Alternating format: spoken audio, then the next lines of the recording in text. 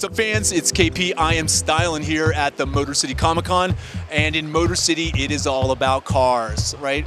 Kind of cars, right? Even cars like the infamous Ecto-1 from Ghostbusters. So one of the most fun things for me is to check out all the different cars that I've seen in the movies, and have kind of dreamed about taking out for a test drive. Now, I can't take this one out for a test drive, but I can take this for a little bit of a tour. And who we're going to talk to today, if I can get out of this thing, is Mike Serrico, the owner of the Ecto-1. How are you, Mike? How you doing?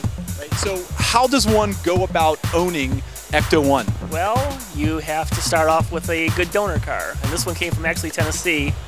And it's actually, this is a 65. The other one in the movie was a 59 Cadillac, but I couldn't find a 59 for the price I wanted to pay, so I ended up getting a 65. They're doing this, basically the same thing. Right. It's still a hearse, it's a Cadillac hearse, so we got the same, basically the gist of it. Right.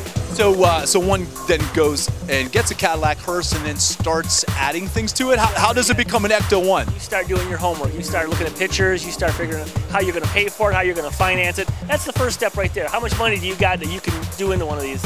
And it's one of those projects that never really stops. It just, you want to change things, add things, update things, fix things, remove things. So it's one of those constant in progress type hobbies. Well, it seems like you've made some pretty good progress so far. Can you give us and the fans at home a little tour of the Ecto-1? Well, we can.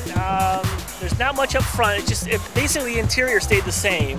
The back door here, they got like the suicide doors, and that's where at the time they would have put the bodies if it was a hearse back then. But these came with the captain's chairs back there, so you can actually sit back here and enjoy the ride.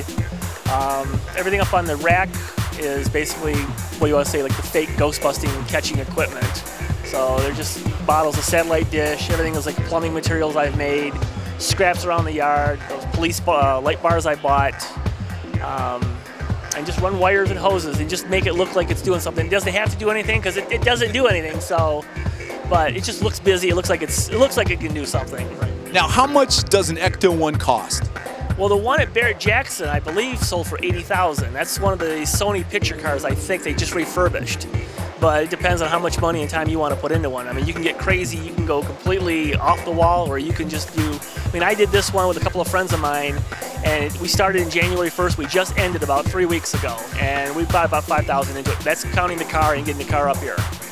Do you have any of the effects? How about the sirens and light kits? That all stuff work? They do work, but because of the convention and rules and regulations, they have us disconnect the batteries for damn rules and guidelines. Yeah.